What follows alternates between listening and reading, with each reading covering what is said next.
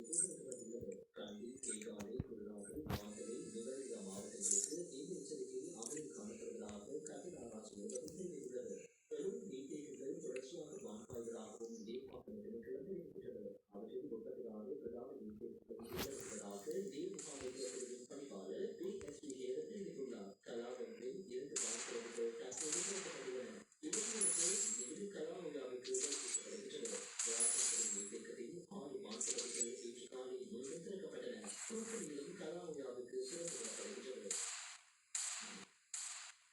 இயற்கையின் சூழலால் கிளிநொச்சி சூழலில் 4 மடங்காக இருந்த உடல்நீர் தடுப்பணைகள் செல்லுபடியுள்ளதால் பல ஏக்கர் வயல் நிலங்கள் பாதிக்கப்பட்டுள்ளன.